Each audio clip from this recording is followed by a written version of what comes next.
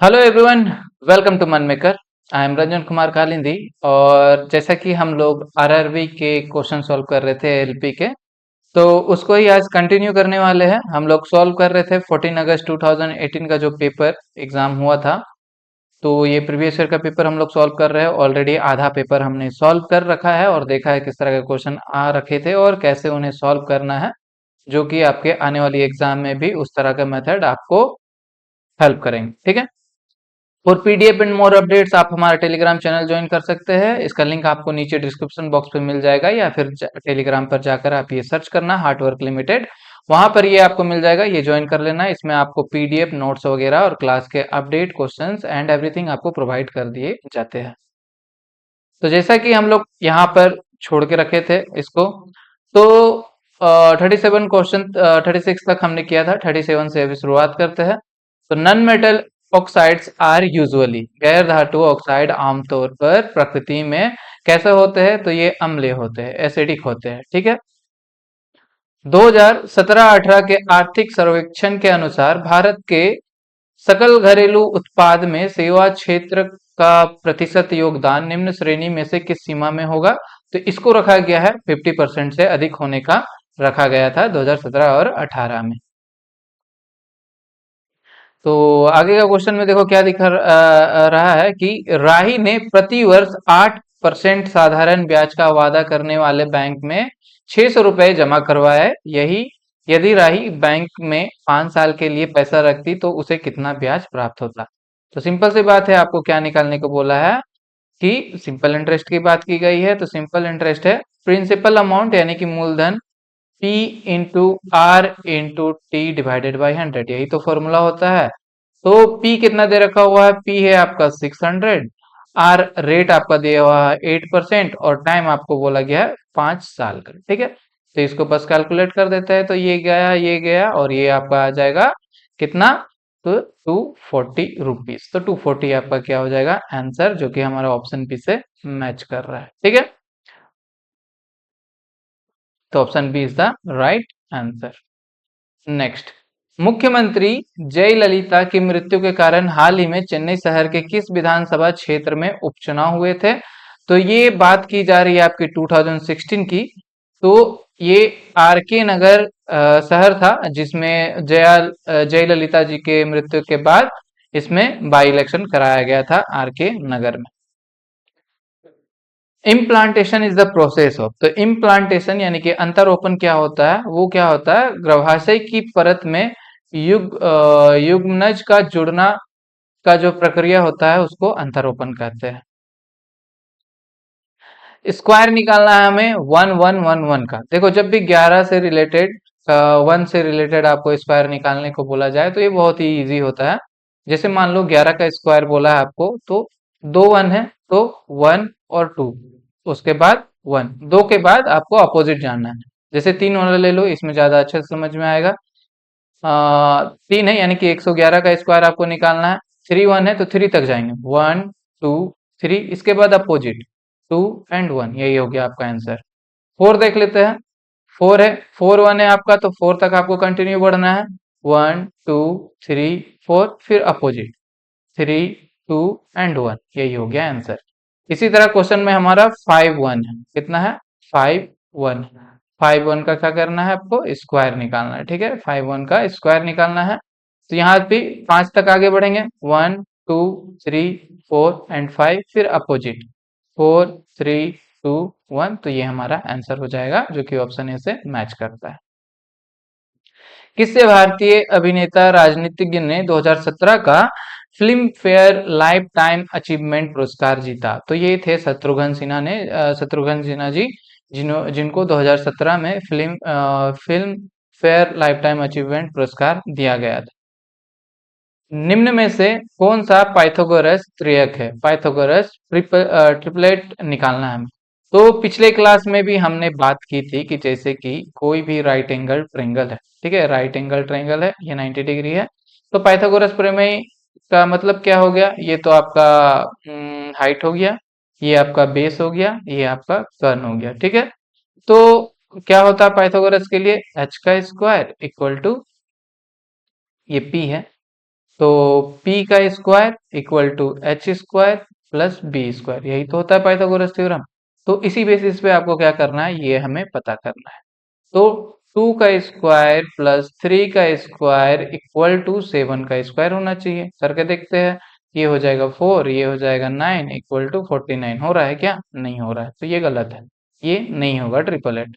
उसके बाद ये 7 square plus 9 square equal to 11 square, यानी कि 49 प्लस 81 इक्वल टू 121। हो रहा है क्या? 49 प्लस 81 121 आएगा? नहीं आएगा, तो ये भी आपका गलत है। यहाँ पर आ जाते हैं, 8 का square plus 15 square equal to 17 का स्क्वायर होना चाहिए, यानी कि 8 square 64 plus 225 equal to 17 square, यानी कि 289। ऐड करके देखो हो रहा है क्या? हाँ बिल्कुल हो रहा है। तो ऑप्शन सी जो है यहाँ से राइट आंसर हो जाएगा। ठीक है, तो इस तरह से निकालना है। स्टेटमेंट एंड कंक्लूजन से सवाल आया हुआ है, तो क्या बोल रहा है कि ऑल, स्टेटमेंट क्या दिया हुआ है, ऑल स्नैक्स आर फिश, ये दिया हुआ है। और क्या बोल रहा है, no fish is, sorry, all shark are fish and no fish is snack, यही दे रखा हुआ है। ठीक है, अब कंक्लूजन की बात करते हैं। कंक्लूजन में क्या बोला, नो स्नैक इज शार्क, तो स्नैक यहाँ है, शार्क यहाँ है, तो नो स्नैक इज शार्क, ये सही बोल रहा है। उसके बाद no shark is snack, no shark is snack same चीज हो गया, तो ये भी सही बात है। तो इसमें दोनों फॉलो होगा, यानी कि यहाँ से बोथ कंक्लूजन 1 एंड 2 फॉलोज, यानी कि option D is the right answer. Next देखते हैं, क्या बोला, ए बी और सी एक कार्य को 10 दिन में पूरा करते हैं, ए और बी 12 दिन में, जबकि बी और सी 20 दिन में, तो बी उस कार्य को अकेले कितना दिन में करेगा। तो इस तरह का क्वेश्चन हमने देख रखा है अपने क्लास में भी।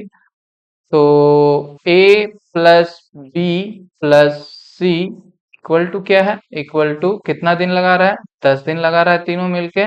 और वहीं ए प्लस बी की बात करें तो ये कितना दिन लगा रहा है, 12 दिन लगा रहा है।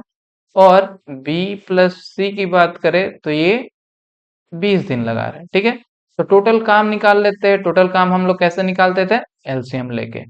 10 12 एंड 20 का अगर हम एलसीएम ले तो एलसीएम निकालने के बाद ये क्या आ जाएगा, 120 आ जाएगा। ठीक है, तो काम हमें पता चल गया कि टोटल काम कितना होने को है, 120 काम हो रहा है। ठीक है, तो 120 काम हो रहा है। इफिशियंसी निकाल लेते हैं, तो इफिशियंसी निकालने के लिए क्या करते थे कि 120 डिवाइडेड बाई 10, ये हो जाएगा 12, यानी कि ए प्लस बी प्लस सी का एफिशिएंसी कितना है, 12। उसी तरह ए प्लस बी के लिए 120 डिवाइडेड बाई ये 12 करेंगे तो ये आ जाएगा आपका 10। उसी तरह 120 बाई 20 करेंगे तो ये आ जाएगा आपका 6। ठीक है, ये आ जाएगा कितना, 6 आ जाता है। ठीक है, तो ये आ गया इफिशियंसी। अब हमें बी के लिए फाइंड करना है, तो केवल बी का इफिशियंसी हमें पता करना पड़ेगा। वो कैसे करेंगे, तो ए प्लस बी प्लस सी का जो इफिशियंसी दे रखा हुआ वो कितना है, 12। तीनों का इफिशियंसी का एडिशन कितना है, 12 है, अभी हमने निकाला है यहाँ पर। उसी में ही ए और बी का हमें पता है कि ए प्लस बी का एफिशिएंसी कितना है, 10। तो इस ए और बी के जगह पे हम लोग लिख सकते हैं 10 प्लस सी इक्वल टू 12। तो सी का एफिशिएंसी हमें पता चल गया, सी का एफिशिएंसी कितना है, 12 माइनस 10 यानी कि 2 है। अब बी प्लस सी को लेते हैं, क्योंकि हमें बी से मतलब है, बी का निकालना है हमें वैल्यू। तो B plus C equal to efficiency कितना है, टोटल इफिशियंसी है 6, तो 6 कर दिया। अब हमें b प्लस सी का पता है, अभी हमने निकाला, c कितना है, 2 है, तो 2 इक्वल टू 6। और b इक्वल टू क्या हो जाएगा, 6 माइनस 2 इक्वल टू 4। ठीक है, तो अब जो है हमें क्या है निकालना, बोला गया है कि b इस कार्य को अकेले कितना दिन में करेगा। तो टोटल काम कितना है, 120 है, और इफिशियंसी b की कितनी है, 4 है। तो कितना टाइम लगाएगा ये पूरा पूरी 30 दिन लगाएगा काम करने में। Option C is the right answer. ठीक है, तो इसी तरह चीजों को बनाया जाता है, आपने क्लास देखा होगा, तो सारी चीजें अच्छी से समझ में आ रही होगी। ठीक है, तो अब क्या बोल रहा है कि A dash flame is produced when the oxygen supply is sufficient.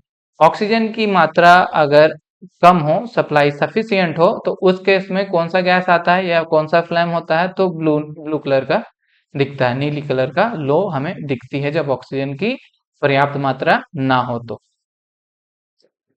इसमें क्या करना है, आपको रिलेशन बताना है। जैसे यहाँ पे रिलेशन दे रखा हुआ है कि तलवा जो है वो पैर से रिलेटेड है, आपको तलवा पता होगा, तलवा किस पार्ट को बोलते हैं, और पैर के नीचे जो तलवा होता है।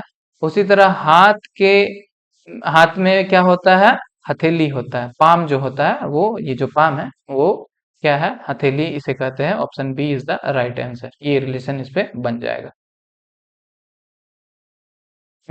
तो क्या बोला, डैश ने सबसे दिल्ली शहर की स्थापना की और इसका नाम इंद्रप्रस्थ रखा। तो सबसे पहले दिल्ली की स्थापना किसने की थी, पांडवों ने। पांडवों में जो युधिष्ठिर थे, उन्होंने दिल्ली शहर की स्थापना की थी और इसका नाम इंद्रप्रस्थ रखा था।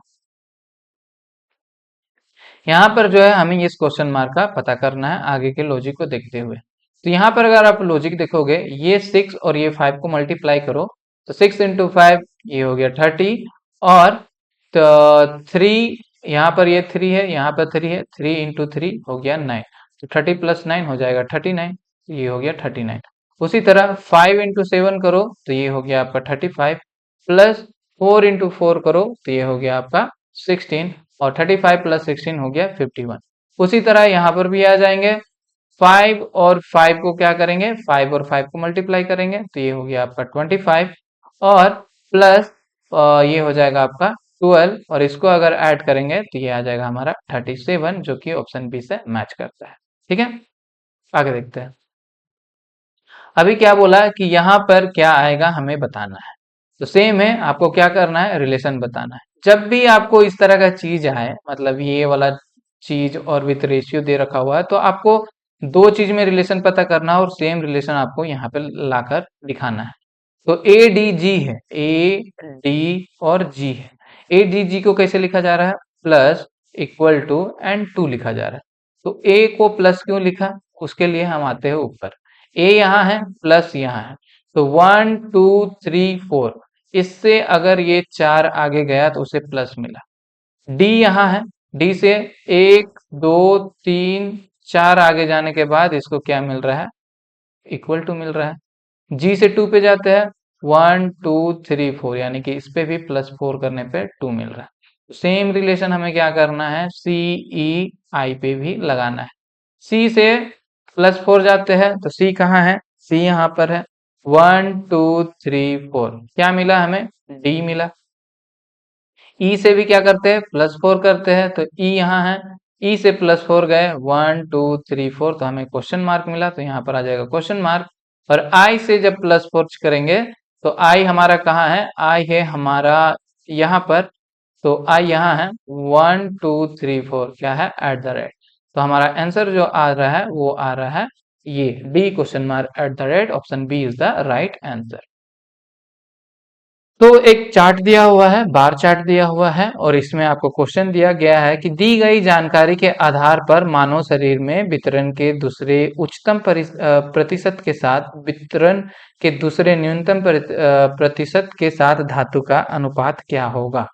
तो बोल रहा है कि जिसमें हमें रेशियो निकालना है। किसका रेशियो निकालना है, सबसे पहले तो सेकेंड हाईएस्ट परसेंटेज का, सेकेंड हाईएस्ट परसेंटेज के साथ क्या करना है, सेकेंड लोएस्ट परसेंटेज का अनुपात निकालना है। ठीक है, तो सेकेंड हाईएस्ट कौन सा हो गया, सबसे बड़ा तो 40 हो गया, 40 से छोटा, उससे एक कम कौन सा है, 25, तो 25 हो जाएगा। और लोएस्ट की बात करें, वो भी सेकेंड लोएस्ट पूछा है, तो सबसे लोएस्ट कौन सा है, हमारा 8 है, उससे उससे सेकेंड लोएस्ट कौन सा हो गया, 9 हो जाएगा, तो ये हो गया 9, यानी कि ऑप्शन डी सिंपल यहाँ पर आंसर। अब क्या बोला, क्वेश्चन बोल रहा है कि अर्जुन और अनुराग एक काम को 6 दिन और 7 दिन में पूरा करते हैं। एक साथ वो कार्य को करते हैं और कुल 780 रुपए अर्जित करते हैं। इस राशि में अर्जुन का हिस्सा हमें बताना है।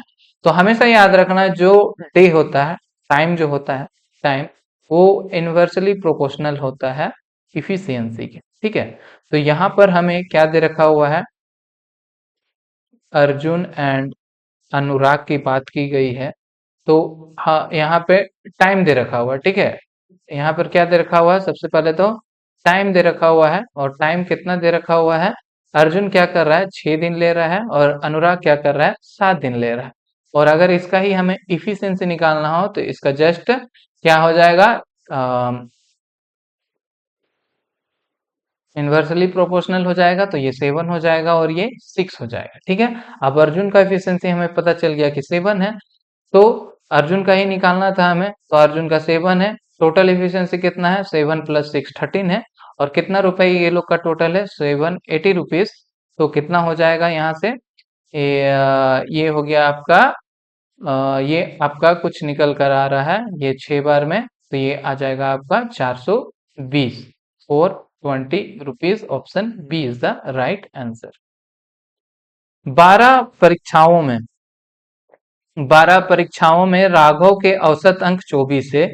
जुबेदा के केवल 9 परीक्षाएं दी और औसत अंक 23 प्राप्त किए। यदि प्रत्येक परीक्षा 30 अंक की थी तो शेष 3 परीक्षाओं में किसी एक में जुबेद को राघव के प्रदर्शन के बराबर अंक प्राप्त करने के लिए न्यूनतम कितने अंक प्राप्त करने होंगे।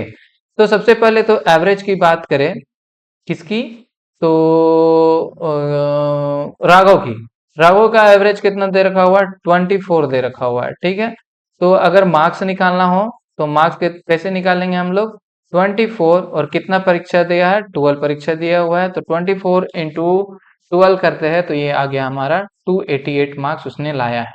उसी तरह अगर हम लोग मार्क्स निकाले जुबेदा का, तो जुबेदा ने 23 लाया है कितने एग्जाम में, 9 एग्जाम में, तो ये आपका आ जाएगा 207, ठीक है। अब इनका बीच का अंतर अगर हम लोग निकाले, दोनों को माइनस करें, तो देखा जाए तो 81 का डिफरेंस है, ठीक है। तो 81 का डिफरेंस है। इसके बाद क्या बोला जा रहा है कि 30 अंक का था प्रत्येक परीक्षा, और आगे की 3 परीक्षाएं और भी है। तो पहला तो 81 हो गया, अब इसमें से क्या होगा, दूसरा में भी 30 माइनस करना पड़ेगा, और तीसरा में भी हमें, तीसरा एग्जाम में भी 30 माइनस करना पड़ेगा, तो ये हमारा कुछ आ जाएगा 21। तो उसको और 21 नंबर लाना होगा, तब जाके मार्क्स जो है वो इक्वल आएगा। Option D is the right answer. सही आकृति के साथ रिक्त स्थान की पूर्ति कीजिए। तो यहाँ पे देखो, ये मंकी है। मंकी क्या कर रहा है, बनाना खाता है। बंदर जो है वो केला खाता है। उसी तरह चूहा क्या खाएगा, चूहा ये खाएगा, ब्रेड खाएगा या चीज खाएगा। ऑप्शन डी, यानी कि ऑप्शन, हाँ, option D is the right answer. Which celebrity is the author of the book an unsuitable boy. तो ये जो बुक है अनसुटेबल बॉय, ये करण जौहर ने लिखा था, और 2017 में इसकी पब्लिश हुई थी। अब देखो, अब क्या क्वेश्चन आया, इमारत के तल से 30 मीटर के दूर टावर के शीर्ष का और नमन कोण जो है वो 30 डिग्री रखा गया है। टावर की ऊंचाई क्या है हमें पता करनी है, ठीक है। तो कोई बिल्डिंग है, ठीक है। बिल्डिंग के तल से, बिल्डिंग का यहाँ पे तल है, मतलब बिल्डिंग का जो है वो बॉटम साइड है। यहाँ से बोल रहा है टावर के शीर्ष पे, यहाँ पे कोई टावर है, ये हो गया हमारा टावर। तो इसके टॉप पे जब देखा जा रहा है तो कितने डिग्री का कोण बन रहा है, यहाँ से 30 डिग्री का कोण बन रहा है। और जो है इमारत की तल, यानी कि ये बॉटम से टावर का दूरी जो है यहाँ,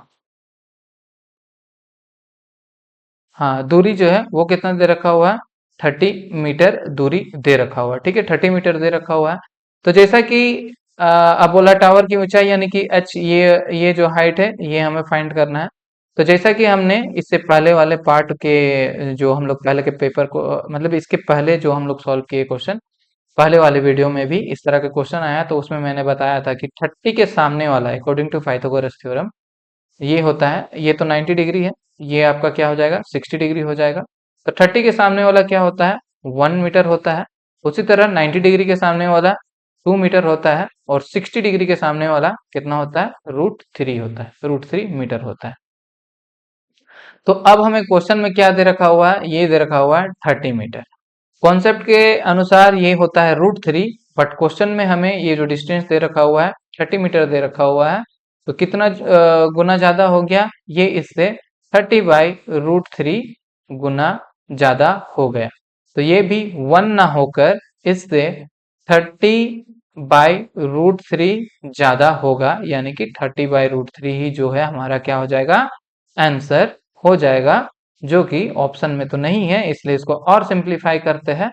इसको हम लोग लिख सकते हैं √3/√3 और 30√3 और √3 × √3 को लिख सकते हैं 3, तो ये इससे कैंसिल हुआ, तो ये हो जाएगा 10√3, जो कि हमारा ऑप्शन डी में है। तो option D is the right answer. ठीक है, तो इसी तरह का क्लास हमने कराया हुआ है ऑलरेडी, वो भी आप देख सकते हो। अब क्या बोला, 2018 तक विश्वविद्यालय अनुदान आयोग यानी कि यूजीसी के अध्यक्ष कौन थे 2018 तक? तो 2018 तक जो हमारे यूजीसी यूनिवर्सिटी ग्रांट्स कमीशन के चेयरमैन रहे हैं वो है टीपी सिंह। अभी की बात करें यानी कि 2024 की, तो अभी जो है वो कौन है, मामीदला जगदेश जी है। ठीक है, मामिदला जगदेश कुमार जी जो है वो यहाँ अभी चेयरमैन है यूजीसी के। अब क्या बोला, which of the following changes when a body performs uniform circular motion? Uniform circular motion में रहता है तो बॉडी में क्या चेंजेस आती है, इसकी डायरेक्शन चेंज होती है। Option C is the right answer. अब यहाँ पर देखो, इस तरह का जब भी सवाल आए तो आपको मैंने क्या बोला, इनके बीच रिलेशन पता करना है, सेम रिलेशन आपको यहाँ अप्लाई करना है। उसके लिए क्या करना पड़ेगा, इसमें आपको ए बी सी डी का कॉन्सेप्ट लगाना पड़ेगा। A B C D E F G H I J K L M N O P Q R S T U V W X Y and Z. तो क्या है, D W and T को कैसे लिखा जा रहा है, जी Z W कैसे लिख रहा है, तो डी से जी में जाते हैं हम लोग, डी यहाँ पर है 1 2 3, इससे 3 आगे गए तो हमें जी मिला। डब्ल्यू से जेड जाते हैं तो 3 आगे गए तो जाके हमें जेड मिल रहा है। टी से भी 3 आगे जाने के बाद हमें डब्ल्यू मिल रहा है। तो सेम कॉन्सेप्ट हमें क्यू पी एम पे ही लगाना पड़ेगा। तो क्यू पे भी हमें +3 करना पड़ेगा, पी पे भी +3 करना पड़ेगा, एम पर भी +3। तो क्यू यहाँ पर है 1 2 3, क्या मिला, टी मिला। पी से आगे गए तो हमें क्या मिला, एस मिला, और एम से 3 आगे गए तो हमें पी मिला, यानी कि टी एस पी जो ऑप्शन ए है यहाँ से राइट आंसर निकल कर आ जाता है। यदि कमार ने एक उपयोग किए हुए स्टेरियो को 1500 रुपए में खरीदता हो और उसे इस स्टेरियो को पुनः कितने रुपए में बेचने पड़े कि 16% का लाभ प्राप्त हो, ये हमें फाइंड करना है। तो इसका एक सिंपल सा फॉर्मूला है, cost price equal to 100 into selling price divided by 100 plus profit percent. ये होता है सिंपल सा फॉर्मूला, इसमें पुट करो और आंसर आ जाएगा। या फिर आप सिंपली, अगर आपको फॉर्मूला नहीं याद है तो क्या करते हैं हम लोग, जैसा हमने क्लास में पढ़ा है कि प्रॉफिट परसेंट दे रखा हुआ है, प्रॉफिट परसेंट कितना दे रखा हुआ है, 16%। ठीक है, तो इसको हम लोग क्या लिख सकते हैं, 16/100, और इसको क्या लिख सकते हैं, 8/50, और इसको क्या लिख सकते हैं, 4/25 लिख सकते हैं। तो ये जो है 4 कहलाता है हमारा प्रॉफिट और ये 25 कहलाता है हमारा कॉस्ट प्राइस। तो 25 में 4 का प्रॉफिट हो रहा है, यानी कि जो हमारा सेलिंग प्राइस है वो कितना रहा होगा, 25 + 4 यानी कि 29 रहा होगा, तभी जाके सेलिंग प्राइस हमारा 29 रहा होगा और कॉस्ट प्राइस हमारा 25 है, तभी जाके 4 रुपए का हमें क्या हो रहा है, प्रॉफिट हो रहा है। बट क्वेश्चन में क्या बोल रहा है, जो कॉस्ट प्राइस है ये हमारा 25 ना होकर कितना है, 1500। ठीक है, तो 1500 है तो कितना गुना ज्यादा हो गया, 1500 डिवाइडेड बाय 25 कर देते हैं, तो ये हमारा आ जाएगा कितना, 60, यानी कि ये इससे 60 गुना ज्यादा है। तो ये भी 29 ना होकर इससे 60 गुना ज्यादा होगा, यानी कि 29 × 60 ये आ जाएगा 1740। Option A is the right answer. तो ऐसा भी आप निकाल सकते हो। और चीजें डिटेल्स में देखने के लिए आपने क्लास देखा ही होगा। तो आर्गुमेंट एंड अजप्शन से देखते हैं, ये क्या है, अकबर ने, तर्क है कि अकबर ने अपनी रानी को कहा बिरबल मेरे राज का सबसे बुद्धिमान व्यक्ति है। ठीक है, तो धारणा क्या है, अकबर बिरबल की तरह बुद्धिमान नहीं है, अकबर चाहता है कि बिरबल अगला राजा बने। तो देखो जो सेंटेंस दिया हुआ है उसमें साफ साफ बोला गया है कि बिरबल जो है वो सबसे बड़ा, सबसे बुद्धिमान है। तो जाहिर सी बात है ये जो सेंटेंस लिखा हुआ है, अकबर बीरबल की तरह बुद्धिमान नहीं है, मतलब बीरबल सबसे ज्यादा बुद्धिमान है तो वो अकबर अकबर कैसे होगा उस तरह का? तो ये बिल्कुल सही बात है। बट दूसरा जो है कि उसको राजा बना देना चाहिए, ऐसा कोई तर्क में लिखा हुआ नहीं है, इसलिए ये गलत है। तो केवल एक ही सही होगा, यानी कि ऑप्शन बी केवल धारणा वन को ही निहित करता है। तो निम्नलिखित में से किस जानवर में तुलनात्मक रूप से लंबी आंत होती है? ऐसा इन लोगों में सबसे लॉन्गेस्ट इंटेंटाइन्स किस में होता है? वो होता है रैबिट में, खरगोश में सबसे बड़ी आंत होती है। ठीक है। 2016 में रिलीज हुई निम्न में से कौन सी पहली मलयालम फिल्म है जिसके 100 करोड़ आय का आंकड़ा पार किया? तो ये कौन सा था? 2016 में एक मूवी आई थी पुल्ली मुर्गन, ये जो है 100 करोड़ का आंकड़ा पार किया गया था। ये एक मलयालम मूवी है। The unit of momentum, momentum का यूनिट पूछा है, तो मोमेंटम का यूनिट क्या होता है? मोमेंटम मतलब क्या होता है? Mass into velocity. और मास का ऐसा यूनिट क्या होता है? केजी। वेलोसिटी का ऐसा यूनिट क्या होता है? मीटर पर सेकेंड। तो यहां से ये हो जाएगा हमारा केजी मीटर पर second. Option D is the right answer. आगे क्या बोला है? दिए गए प्रश्न का विचार कीजिए और निर्णय लीजिए कि इनमें से कौन सा कथन जो है वो पर्याप्त है। तो ये दे रखा हुआ है, हमें बोला है कि इसका मान क्या होगा, वैल्यू निकालना है। पहला कथन क्या दे रखा हुआ है कि डॉलर का तात्पर्य माइनस है, इनटू का तात्पर्य प्लस है, और हैच का तात्पर्य डिवाइड होता है। और दूसरा में जो है इतना इक्वल टू इतना लिख दिया। तो जो हमारा पहला वाला टर्म दे रखा हुआ है, ये जो है, जो जितना भी वैल्यू बता दिया गया है कि किसका क्या मतलब है, ये हम लोग पुट करके इसका वैल्यू निकाल सकते हैं। दो दो नंबर में जो है उसका कोई आवश्यकता नहीं है, एक ही काफी है। इसीलिए यहाँ पर क्या होगा? केवल कथन एक पर्याप्त है, जबकि केवल कथन दो पर्याप्त नहीं है। Option C is the right answer. निम्नलिखित में से किस तत्व ने मेल्डिव की आवर्त सारणी में एका एल्युमिनियम को प्रतिस्थापित किया? तो वो था गैलियम एलिमेंट, जिसका रिप्लेसमेंट हुआ था। तो ठोस कार्बन डाइऑक्साइड को किस रूप में जाना जाता है? सॉलिड कार्बन डाइऑक्साइड को हम लोग ड्राई आइस या शुष्क बर्फ के नाम से जानते हैं। पाइप ए और सी एक खाली टंकी को क्रमशः 32 और 48 घंटे में भर सकते हैं। ओके। जबकि पाइप जो है वो क्या कर सकता है कि भरी हुई टंकी को 24 घंटे में खाली कर देता है। तो बताना है कि जब टंकी खाली हो तब यदि तीनों पाइप को एक साथ खोला जाए तो टंकी का 2/3 भाग भरने में कितना घंटा लगेगा, ये क्या है हमें पता करना है। ठीक है। तो इसके लिए क्या करेंगे? ए के क्या कर रहा है? किसी टंकी को 32 घंटे में भर रहा है। बी क्या कर रहा है? उसको ही 48 में भर रहा है। और सॉरी, सी। और बी क्या कर रहा है? बी जो है वो 24 आवर में इसको खाली कर दे रहा है। तो सबसे पहले तो हम लोग पता करते हैं कि टंकी में पानी जाना कितना है, टंकी पानी भर कितना रहा है। तो उसके लिए क्या करेंगे? एलसीएम निकालेंगे, सेम जैसा हमने पिछले क्वेश्चन में भी देखा। तो एलसीएम निकालते हैं, तो 32, 48 और 24 का जब एलसीएम निकालो तो ये आपका निकल कर आ जाएगा 96। ठीक है, 96 निकल गया, तो 96 पानी भरना है उसमें। अब बोला जा रहा है कि 96 उसमें भर सकता है। ठीक है। तो हमें कितना भरना है? 2/3 भाग ही भरना है। तो कितना घंटा लगेगा वो हम लोग निकाल सकते हैं। कैसे? तो 2/3 कर देंगे, तो 3 और 96 ये कट गया, ये हो जाएगा आपका 32। एंड 32 इंटू 2 हो जाएगा आपका 64, जो कि option D is the right answer यहाँ से। ठीक है। अब क्या बोला कि दो जमे 1/2 वर्ष में 8% के वार्षिक साधारण ब्याज पर एक धनराशि 300 रुपए हो जाती है। निवेश की गई धनराशि कितनी होगी, ये हमें पता करनी है। ठीक है। तो एसआई का ही है।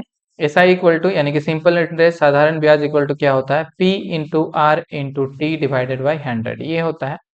बट इसमें क्या है कि आपको ये दे रखा हुआ है, अमाउंट दे रखा हुआ है, धनराशि दे रखा हुआ है 300।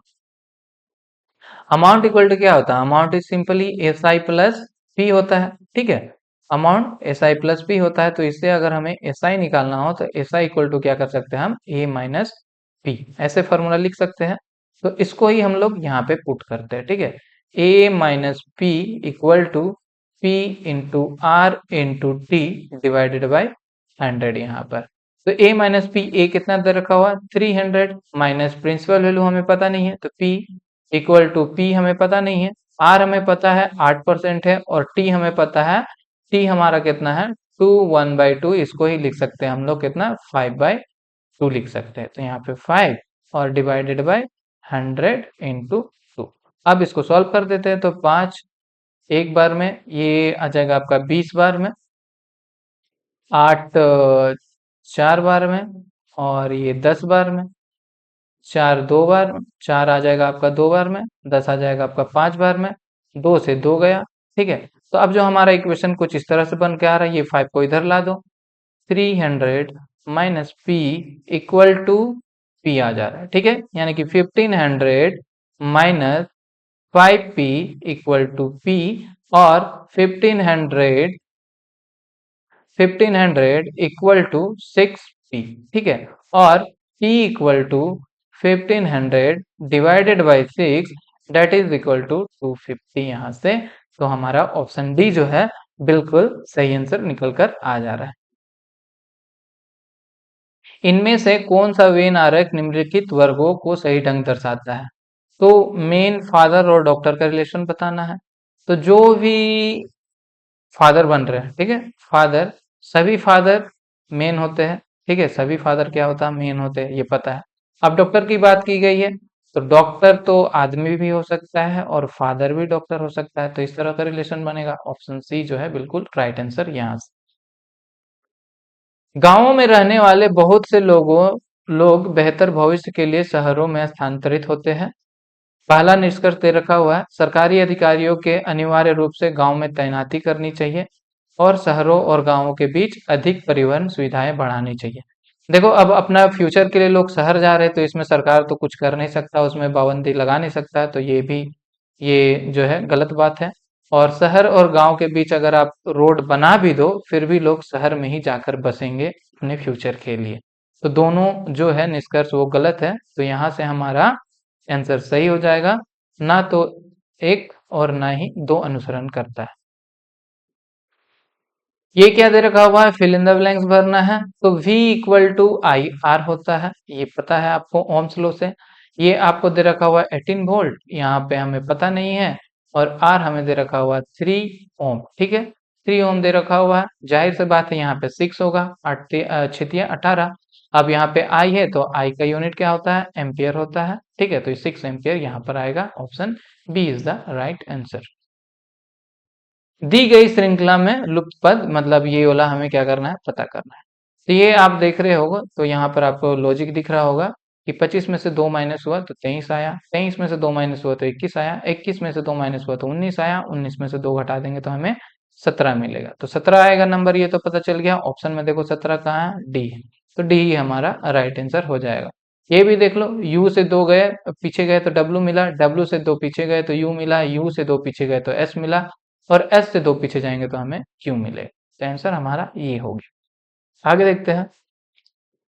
तो ये 75 जो क्वेश्चन है ये आप सोल्व करना, आप सोल्व करके बताना कि इसमें कितने कितने त्रिभुज छिपे हुए हैं, और नीचे जाकर आंसर इसका कमेंट करना। तो इस तरह के क्वेश्चन पूछे गए थे 2018 में आरआरबी एएलपी में, तो इसी तरह के क्वेश्चन आते हैं। आपको तैयारी कर रहे हो तो अच्छी बात है, और इसी तरह शॉर्ट ट्रिक वगैरह के लिए आप एप्टीट्यूड एंड रीजनिंग का लिंक आपको नीचे डिस्क्रिप्शन बॉक्स में मिल जाएगा। मेरे चैनल पे एप्टीट्यूड क्लास और रीजनिंग का क्लास के है, तो वो आप देख लेना, उससे आपको चीजें आसान लगेगी। साथ ही साथ अगर आपको पीडीएफ भी चाहिए तो आप इसका पीडीएफ भी ले सकते हो, नोट्स का, एप्टीट्यूड और रीजनिंग का नोट्स, जिसमें आपको टाइप वाइज सॉल्यूशन वगैरह सब कुछ मिल जाएगा। ठीक है, तो आज के लिए इतना ही रखते हैं। वीडियो अच्छा लगा हो तो इसे लाइक करना, अपने दोस्तों के साथ शेयर करना, और अभी तक चैनल को सब्सक्राइब नहीं किया हो तो सब्सक्राइब करना, साथ ही साथ बेल आइकन प्रेस कर देना। Thank you.